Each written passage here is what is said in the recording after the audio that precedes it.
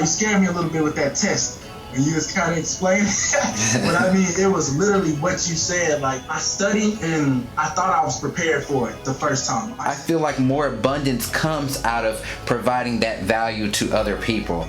So I literally contacted him every single day after that for like 2 weeks straight. Like, I just consistently contacted him and just asked him every single day to keep it on his mind. And till one day, like 2 weeks in, he just was like, they don't have anything at the moment. And I just knew I was gonna pass this time. What's up, guys? So I have a special guest here that I'm super excited to present to you all because I don't really do these interviews a lot, but kind of sometimes when I see people on social media and just doing like awesome things in their markets, I reach out. And so I'm trying to do that a little bit more, just to share different perspectives on things that are working and just what other people are doing to be great.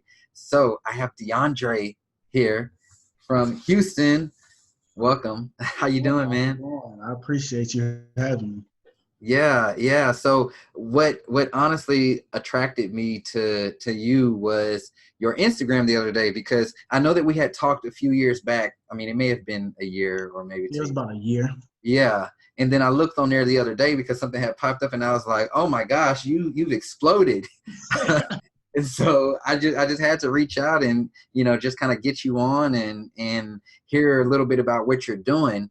But before we get into that, how about you tell everybody, including myself, because this is our first time like really talking, tell a little bit about you and kind of where you came from and all that good stuff. Yeah, so I'm born and raised in Houston. I mean, my whole entire life, all of my family is born and raised in Houston. So, I mean, just coming from a family with, entrepreneurs, I was just always brought up a certain way. And my mom is in the medical field, so of course she tried to push the college route on me and like the medical field route. So my whole life growing up, I played basketball year round, AAU, everything. And I just knew I was gonna get a scholarship and go to the NBA like every other kid's dream, but I didn't grow past 5'9", so those dreams. Me neither. Those dreams shattered pretty quickly. But I mean, I always had like a drive in me to be successful, no matter what it was. I just know. I mean, I knew I was going to be successful in something. So when it didn't work for basketball, my mom kind of pushed the college thing on me with physical therapy, because she was like, okay, you still want to be around sports.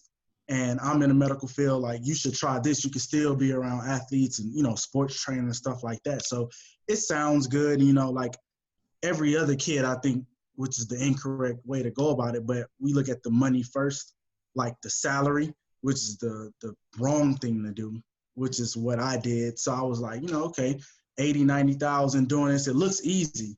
I mean, all of the finishing product always looks easy, but people really don't tell you the parts going through it. So I ended up going to UTSA. It was the University of Texas at San Antonio. That was 2014. It was my freshman year. And I went out there and I was doing kinesiology for the physical therapy. And I was already not really enthused about going because I wanted to play basketball. So when that didn't work, I kind of was just like out there and I didn't really have any like passion for it. So I would just sit in class and just kind of look around and just like, why am I here? Like, I just felt like I didn't belong here. I felt like my purpose was, far bigger than what, that was. So I always was into fashion growing up. That was just one of my main things. I've always loved clothes. So while I was sitting in class, I would kind of think to myself, I was like, I think I should start my own brand. Like, this was at the time before a lot of people was doing it. And I was like, I think I'm gonna just start my own brand. I was come up with like a catchy name and a theme. And I'm like, okay, when I get home this summer, I'm gonna start one. I'm gonna start a t-shirt line and then I'm gonna go from there. So I would sit in the dorm night in and night out and just sketch and come up with ideas and names, and finally found one that I liked and started working on some sketches. And when I got home that summer, of course I failed both semesters. I failed both semesters, like, because I knew I didn't have a drive for it. Like, I just didn't. So I came home and I got a t-shirt made. I got it printed up with my logo and everything on it, my name, and I would get a couple models, 2 or 3 girl models, and I would have them take pictures in the shirts, and then I would post it on social media, and I would have them post it. And I would literally keep doing that until like I started to get some sales from it. And I had 2 shirts making it seem like I had 50, but it was just part of my marketing strategy of like kind of pre-selling, so I wouldn't just sit on inventory and waste money. So I would do that first, and I started to get a few customers to buy some shirts, support me. I did about 2 more shirts, and then I got a DM from a guy in Houston that said that they were hosting a fashion show in Houston. So I was really excited about that, and I got a couple of my friends together, and we had a fashion show. I was invited to it. I got them into it, put them into all my pieces and everything like that, and just having them call my name out and walking down the runway and everybody taking pictures of everything, I just got a rush off that feeling. Yeah. It was a good feeling. I was like, okay, I like this feeling. Like, I want to do this. So after that, I just kept going, and I was in about 2 or 3 more shows, and I got invited to Dallas Fashion Week, which in Dallas is really big. Fashion is really big out there in Dallas. So I got to go out there, and that was a great experience. And one show after that, I got invited to New York Fashion Week. And I went out there during the summer, and I did that, and everything was going well. And I came back home, and just, it was kind of like, I knew it was time for something different, not necessarily like change what I was doing, but I knew I wanted more with my life. So I kind of started to get into styling people, because I seen a need for, like, you know, certain celebrities or whatever need help, you know, with dressing. I felt like, okay, this could probably get me there quicker than having a brand, because I don't have like the capital to really make what I want yet. So I started, you know, styling people, and I had a friend that was in the NBA named Joseph Young. He's from Houston, and he used to play for the Pacers, so he got me out there, and I got to meet Paul George and some of the guys and kind of give him some of my shirts. So it was a really good experience. Started to get out there a little bit more with styling people. And just through my journey, I mean, I worked multiple jobs that I absolutely hated. And I think that's what a lot of people don't understand. Like, through my journey of doing all of this, I worked at jobs that I did not like. And it was just kind of frustrating waking up every day, like mentally not being excited about what you're waking up doing. I think that was probably the worst part of me. I felt like at my lowest, simply because I just wasn't happy. But one thing about me was I always had faith in like the process. I always trusted the process. So I never second guessed myself. So at every job that I would be at, no matter the job, I was always networking with people all the time. Like, I was a server at a seafood restaurant called Papados. I mean, I did valet, and every single job that I had, I was talking to everybody, like just meeting connects and getting different numbers, because I knew all it takes is one person to help change your entire life. And I just knew one day, like, it was going to happen for me. So while I was styling, I worked as a server, did the valet. I finally got on at a job, Zara, which is a clothing store, really nice clothing store. So I thought I liked that, and I started working there, and I hated that job as well. I just didn't like the feeling of being micromanaged all the time. So finally, I got a call from Nordstrom, and I had been trying to work at Nordstrom for years, and that process was super hard to get on there. So when I finally got on at Nordstrom, I felt like everything was coming together for me with the fashion and with the styling. I was like, okay, it's starting to make sense. So I worked at Nordstrom, and it was amazing. The environment was good. The money was pretty good, and I felt like I wanted to be there. So, you know, a couple months in, a guy walks in, and he just looks super successful. I can just tell a successful person. I just kind of sense it. And I just felt it, and I saw him. I saw his watch and his car keys. I was like, okay, this is the guy. So he walked into the restaurant. Oh, that was you that day, Dion? Oh, I didn't know that was you that day. Oh, okay. No, I'm just kidding. So so I asked him, I was like, so what do you do? And he was like, I'm a custom home builder. He was like, I'm an investor, and I have my own team. And he was showing me some of his work. and I got his Instagram. I told him like I style people, I'm into fashion. He was like, okay. I know a couple of people who own boutiques, so if anything comes up, give me a call and I can see what I can do. So I kept that in mind and got his Instagram. And when he left, I worked at Nordstrom for about 2 months, and they ended up calling us in, all of the new hires, and they fired all of us, like right on the spot. Like, and they didn't even give a real reason as to why. Like, kind of made up excuses like it was us, even though we were meeting our sales goals. So at that point, that was a point in my life where I was like, okay, it didn't feel like, that was an accident. That felt like that was supposed to happen for a reason. And even when I would talk with my mom, she was like, something's good is going to come out of it. And I truly felt it. So like some of the coworkers were like crying and upset.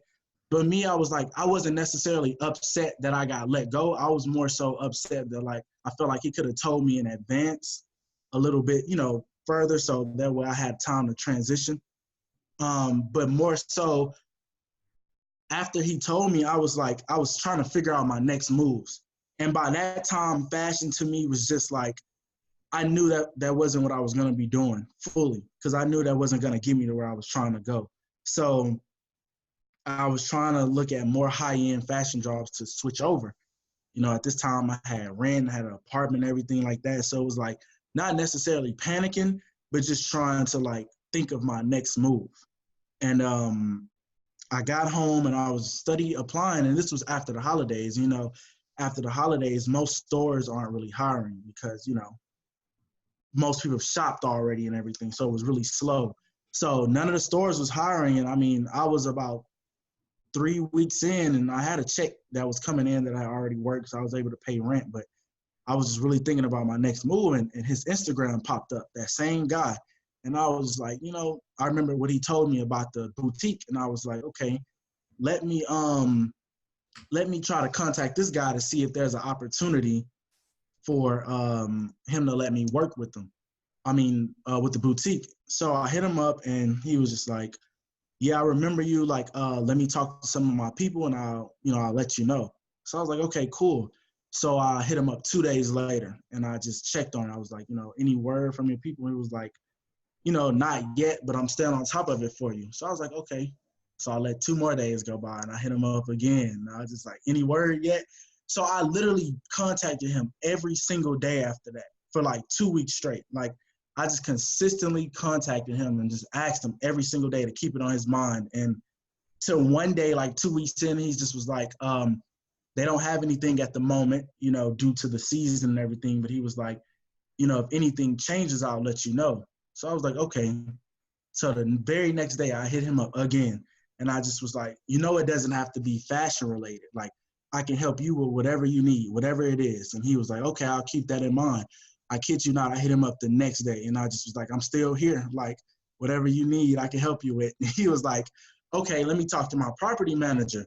And I was like, okay. I hit him up the next day. I was like, did you talk to him yet? And he was like, I may have something for you. Let me give you a call tomorrow.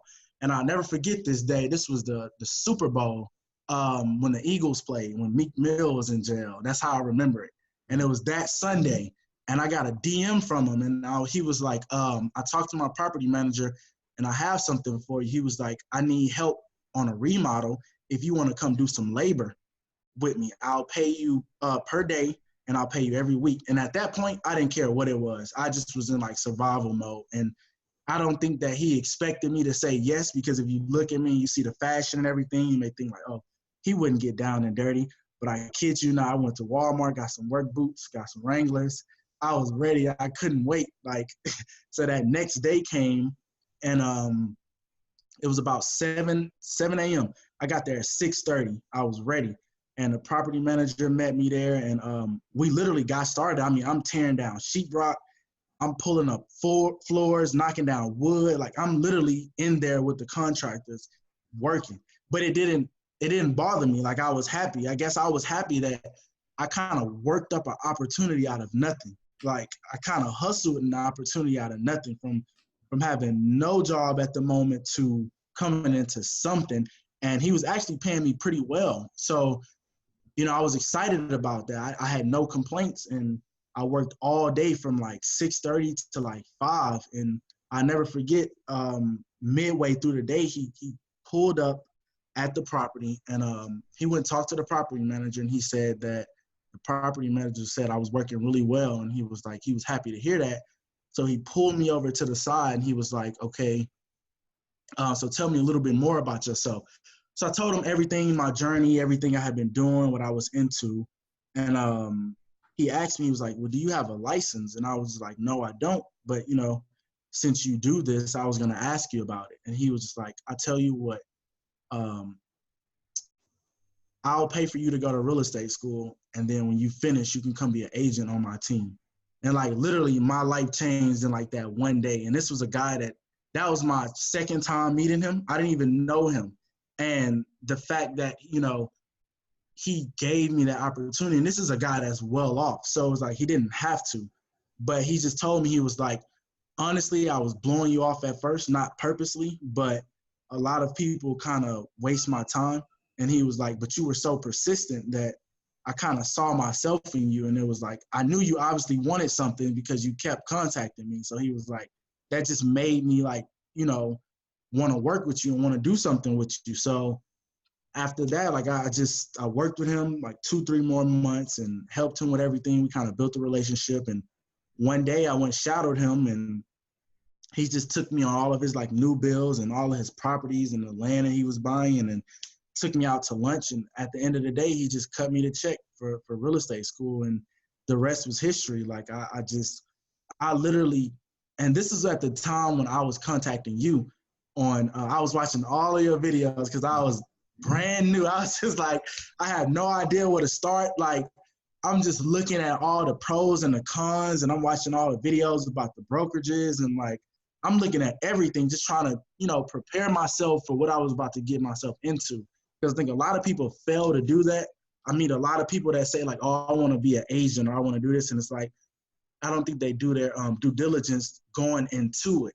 They kind of just see $1 million listing or something and think they're going to get into it and sell $1 million house, until you realize you may work for 2 years and make one sale, if that. And it's most people expect, I'm look, this is not a guaranteed paycheck every 2 weeks.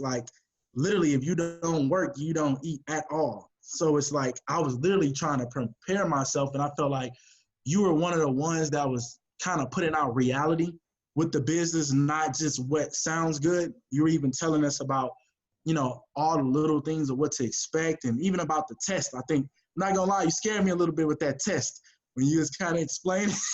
But I mean, it was literally what you said. I studied, and I thought I was prepared for it the first time. I just was confident, I was ready. I got a good breakfast, and I went in there, and it was like prison. They made me take everything off. They made me put my watch, chapstick, everything up. And I'm just it's cold in there, and I'm in this cubicle, and they got a webcam in my face. I'm just this is prison. And I'm just cold, and okay. So I started to go through the test, and I'm kind of panicking because I'm this looks nothing like what I was looking over, at all. And I kind of panicked a little bit, and I was just I don't know. I don't know if I'm gonna pass this. And I went through it, took the state, then took the national, took the state. And I got my results back, and it said I failed both of them.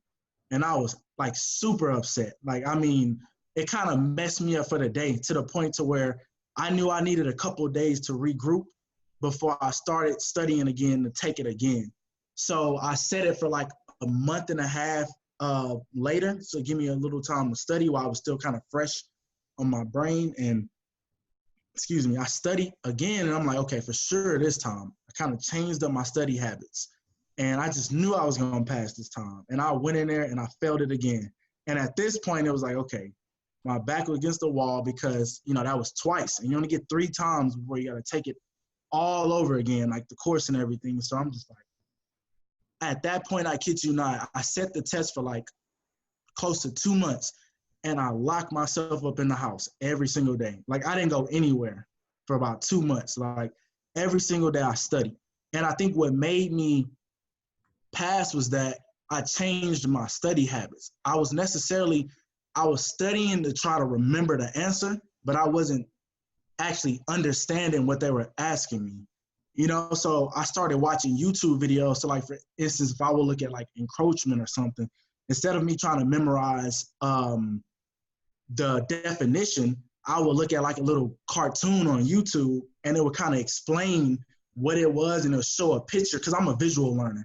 So it showed a picture of what it was and what the house looked like. So I started to do that with all of the definitions to the point to where it was like, when I saw the word, I thought of the video and I knew exactly what it meant. So when I took the test, even though they reworded the question, I already knew what the meaning was of the word. So I was able to filter it out and pick the right answer.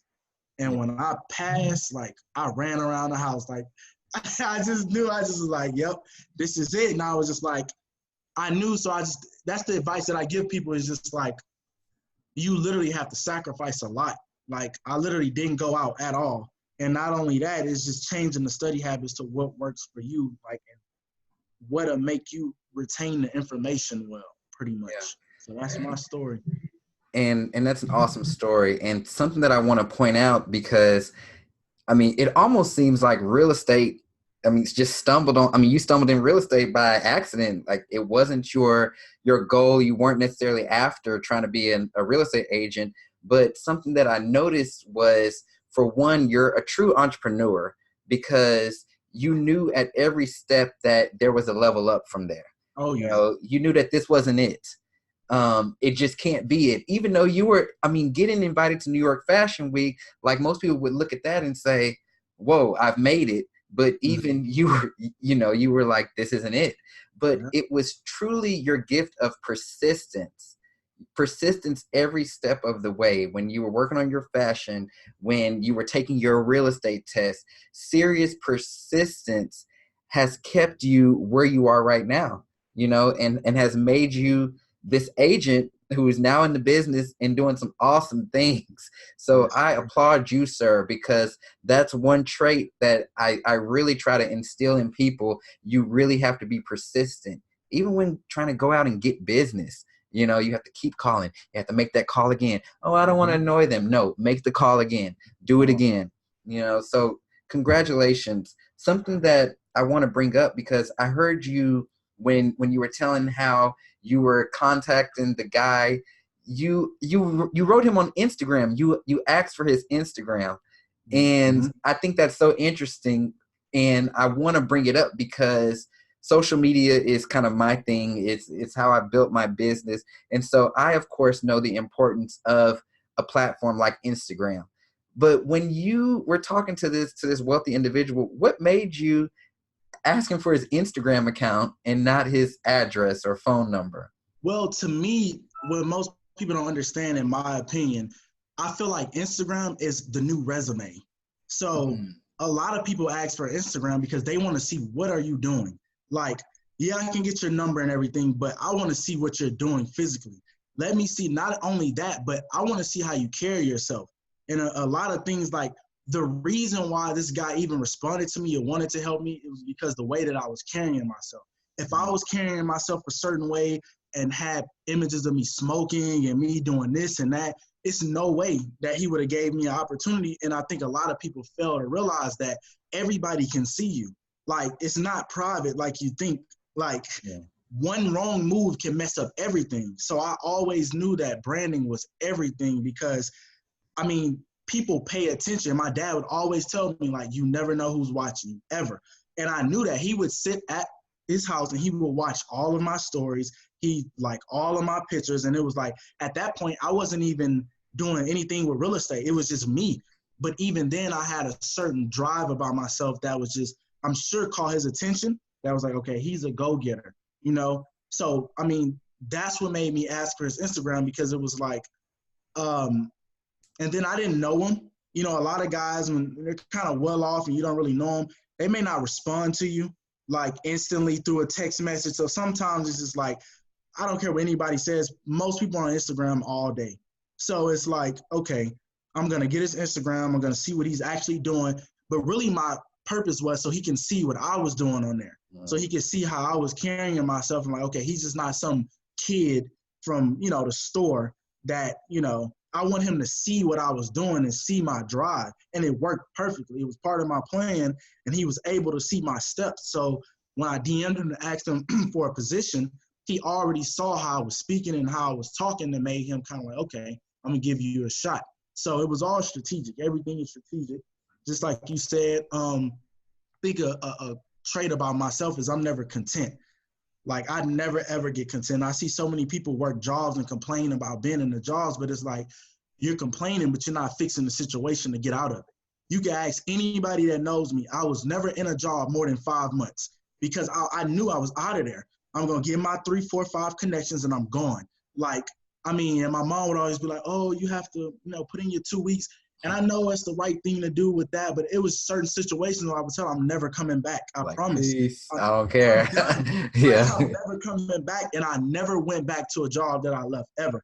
Every time I left somewhere, I progressed and I went higher. And I'll go back in certain stores and I see the same people. And I'm like, it's no excuse. Like, I had a level of like knowing I wanted to get out of here. And I see people like, I remember I was working at Zara and they would get mad at me for talking to the customers, saying that I can't promote my own brand to the customers. I'm like, I'm not gonna be stuck here.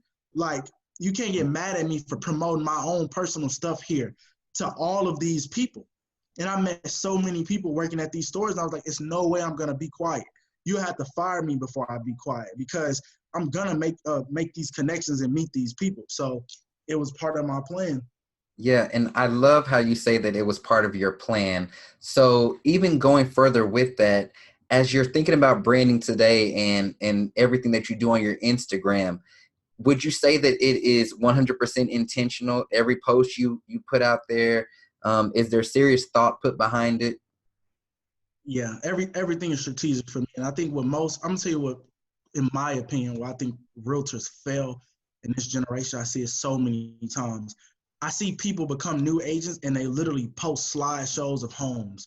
It's the most boring, annoyingest thing ever. Like when I see a girl that posts a home with a slideshow, I just unfollow her because I'm like, I don't want to see that. Like, and what they fail to realize is that around my age, I'm 22. So like most of my followers are around my age or a little bit older.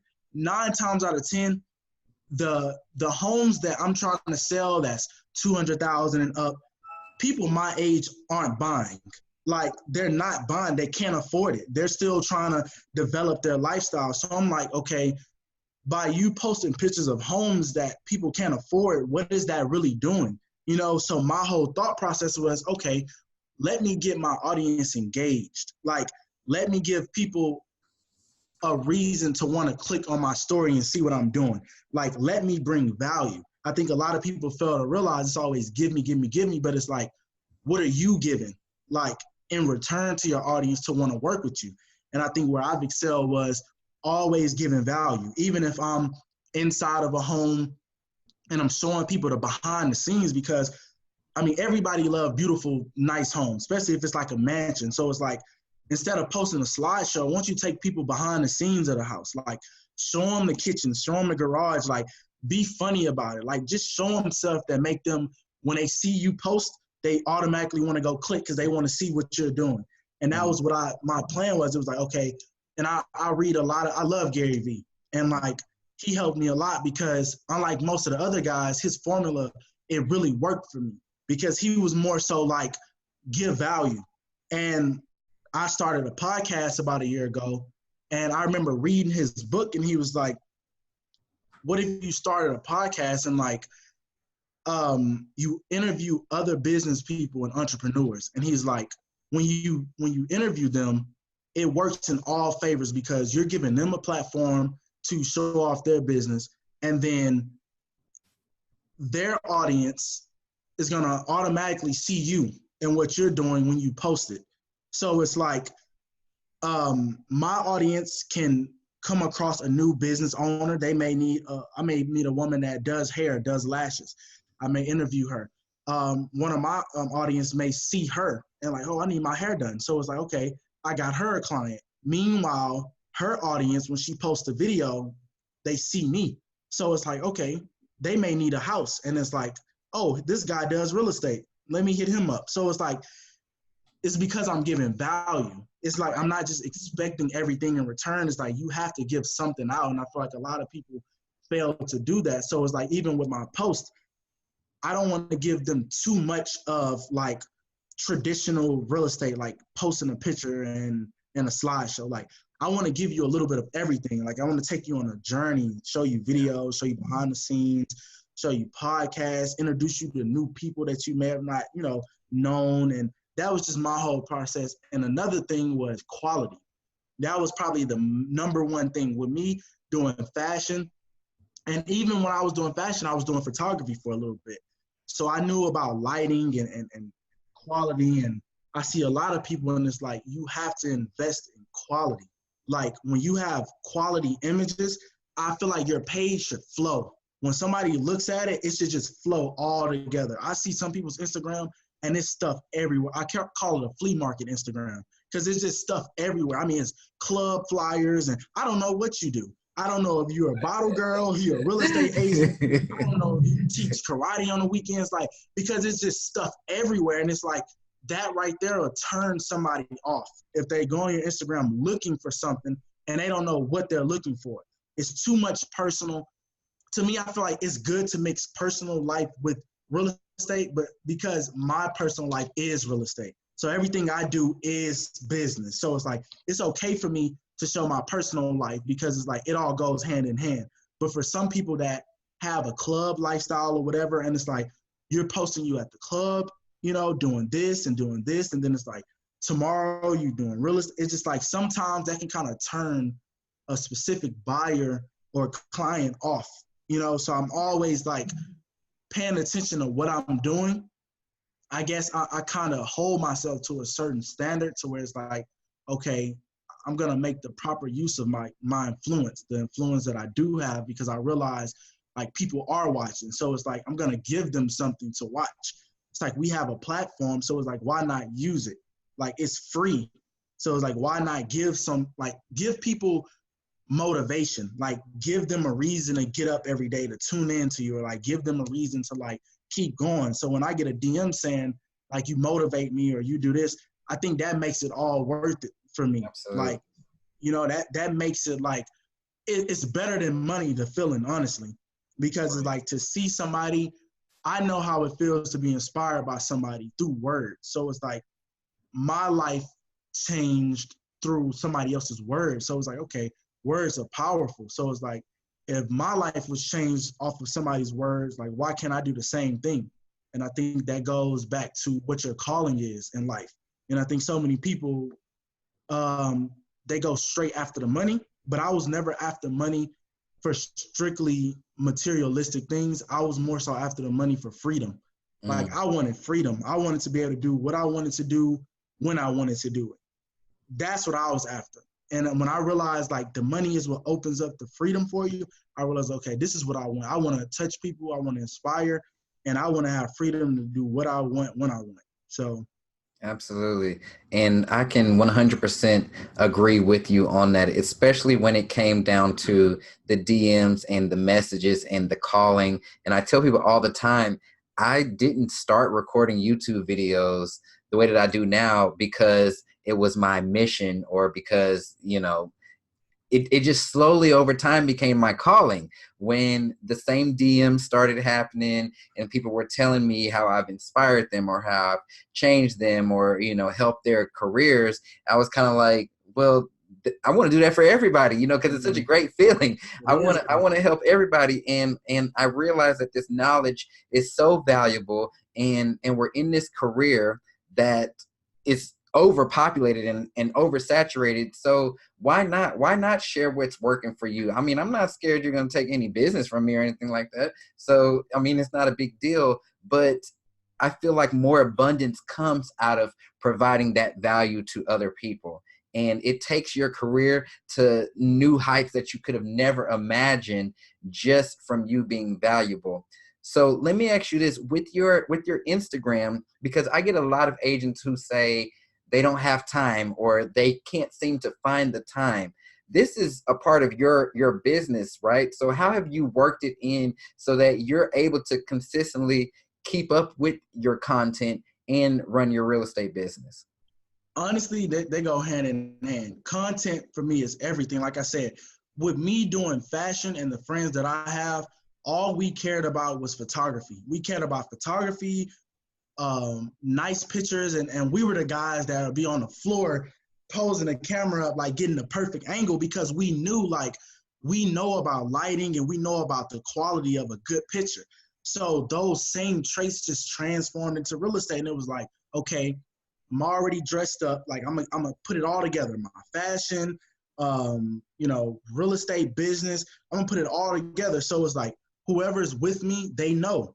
If I ask you to stop what you're doing and take a picture of me, it is what it is. Like I'm gonna make the time for it, because it's like, I don't care if I'm showing an apartment and the other leasing agent is there. I'll have her take a picture of me. Whatever I have to do to get the content out, to spread the awareness to people, to spread what I'm doing, I'm gonna do. There's like no excuse to not get content out. It's just not, because you have to have it. It's no way that you can, you can get clients and you can be, you can do minor things, but if you really want to get out there, it's like you have to put out good content. Like, you don't need someone walking around filming you. I see what you did, just walking around with the camera, holding it yourself.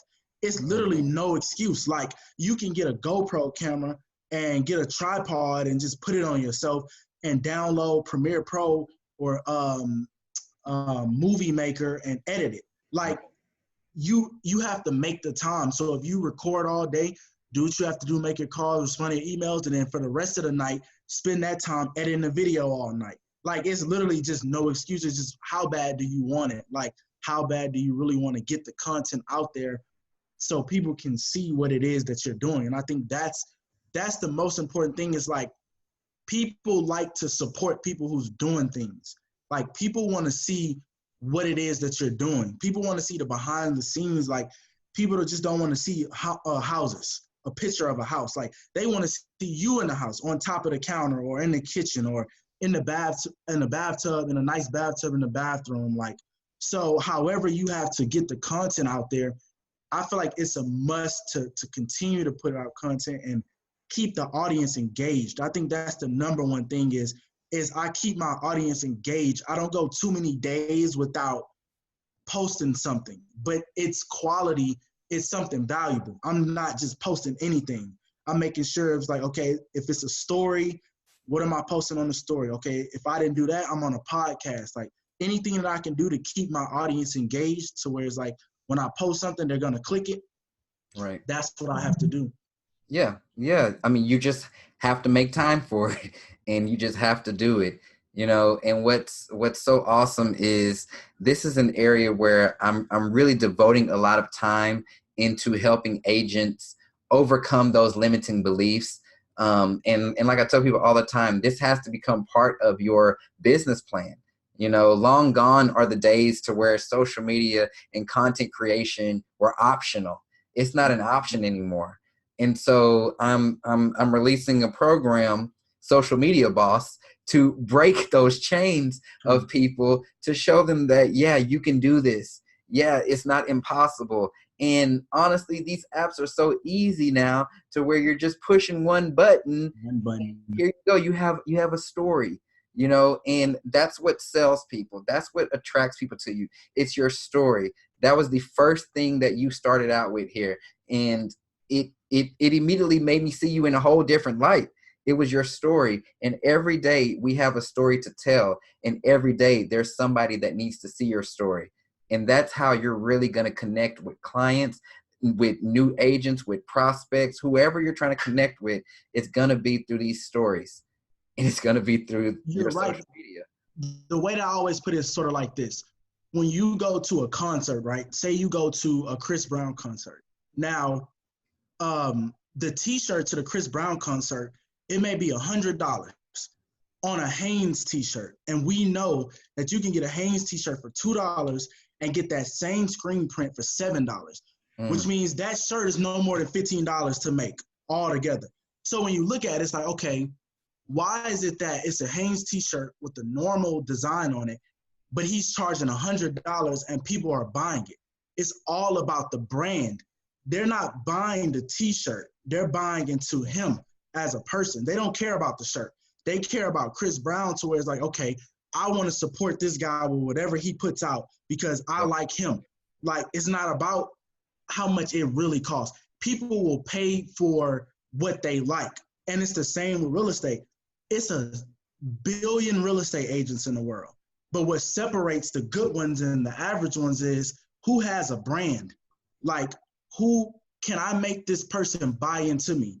Like, he may not even care. I probably have sold one house in my entire career, but he loves the way that I carry myself. He loves my story, my energy, to the point that it was like, I want to work with this guy.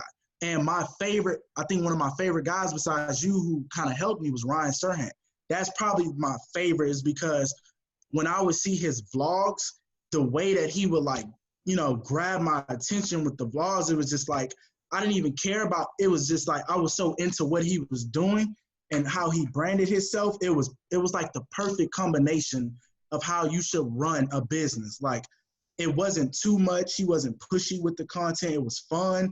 And even when you see him, the way he smiles, when he's like standing on top of stuff, when I would see how creative he would get with like his listings, I was like, this is a guy who's going above and beyond.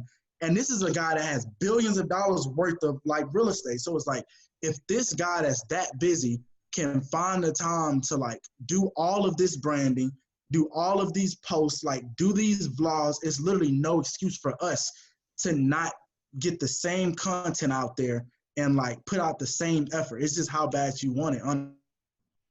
Absolutely. Honestly. Absolutely. Well, I know that you're a very busy guy, and I won't keep you too long, but just to kind of wrap it up, what advice would you have for someone just getting started on Instagram, wanting to start a brand, wanting to put themselves out there? What's one piece of advice you would give them? Honestly,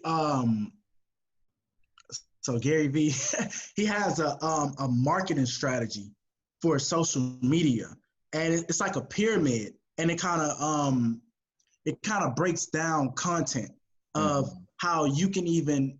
I feel like everybody should start everything. You should have a podcast. You should start a blog.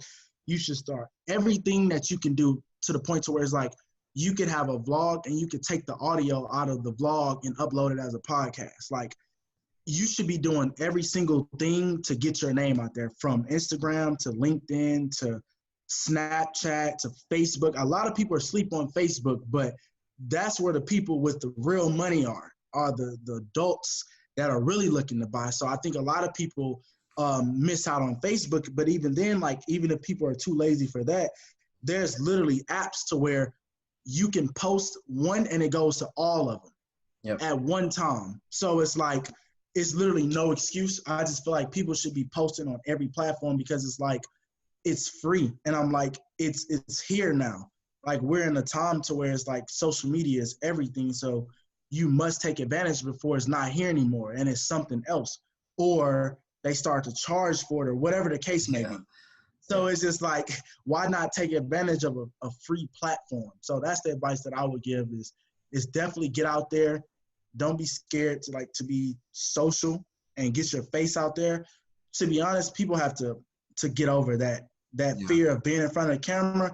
You have to lose that, because if you're scared to be in front of the camera, how are you going to feel in front of a businessman and have a lot of money that's trying to get you to sell his $1 million house, or to get you to, purchase him a house for him? It's like, if you're scared, it's just like, that's not going to get you far anywhere in life, honestly. It's not just real estate. It's like, you just have to face the fears of that type of stuff and just, get comfortable with being uncomfortable, pretty much. That's the key to success to me. I mean, that's the only thing that I can say is get used to being uncomfortable. And once you get that down, you will be successful. Absolutely. Well, DeAndre, I really love your hustle. I admire your creative soul and just everything that you're putting into your brand and into your business, and really bringing some knowledge. I mean, you're young still, and so it's like, you're at this level right now, man. I mean, you're going to be packing out stadiums here pretty soon. But this has been a real treat to sit here and chat with you today. And You know, if you're an agent out there that needs to level up your brand or get serious about social media and you just need some direction, definitely check out Social Media Boss and grab your copy of it, you know, and just take it to the hills. Like he said this whole time, like, you have to do this. This isn't a negotiable thing anymore. You know, this is our way of life now, and it's not changing. It's not changing. So if anything, it's gonna be, I mean, and people think it's competitive now, but if anything, it's gonna be even more competitive. Every day that goes by makes it harder for you to insert yourself, but it's not impossible, and you can do it. And so thank you again, sir. I really appreciate you, and I'm sure we'll be talking again soon here. Sure. Okay. All right. See you all soon.